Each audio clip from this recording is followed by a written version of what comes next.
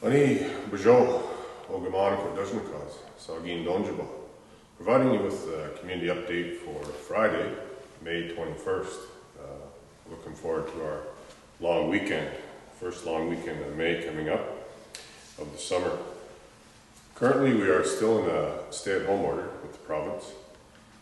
The Premier had made announcements yesterday regarding the loosening of the outdoor activities, so that's a good sign of a gradual reopening. So to our cottagers, we made some exceptions with those that have the summer permanent residents. Those have been made exceptions regarding the residents and attending your cottage. So unless you are a permanent resident, we would request that you abide by the stay-at-home order until June 2nd. Although those that are at our cottages, they are required to follow the Ministry of Health guidelines, such as wearing a mask, washing your hands often, and continuing with your social distancing of 3 meters. As I said, outdoor activities are reopening for tomorrow, Saturday, May 22nd. That includes golf courses, so looking forward to that. Here at Sagin, we have had 4 resolved cases of COVID-19. Resolved cases, so there are no active cases within the community. Most all of our elders have been vaccinated. I believe we've had over 280 doses administered locally in the community.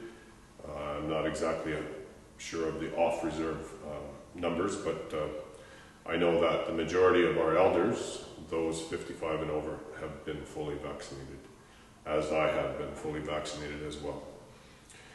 So, just a quick touch on the east boundary. As we speak today, there's some barricades that have gone up regarding the parking along our east boundary without any consultation with Sagin First Nation. So we'll see how that develops. I may be sending a letter to South Bruce Peninsula Council regarding the issue. Like I said, there'll be a gradual reopening, which means gradual reopening of our beach. That will be further discussed with our council as time permits. Our designation vote has been revitalized. The designation vote for leasing of the banned properties will be taking place in September of 2021.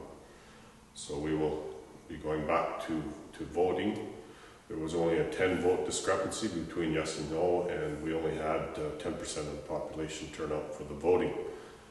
We've been in this situation before, but the band leasing also provides revenue for the band, so that's separate from privately held locatees.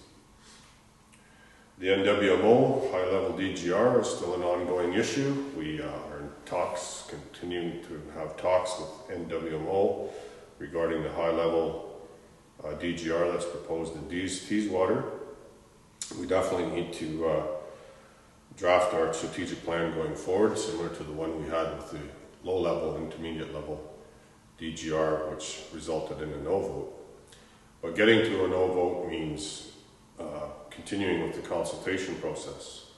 We do not have a veto. We cannot just say simply no to the vote.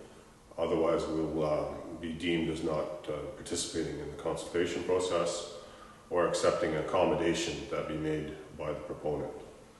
So again, we do not have a veto. So continuing with the consultation process will get us to the similar no vote that we had with the low-level intermediate DGR.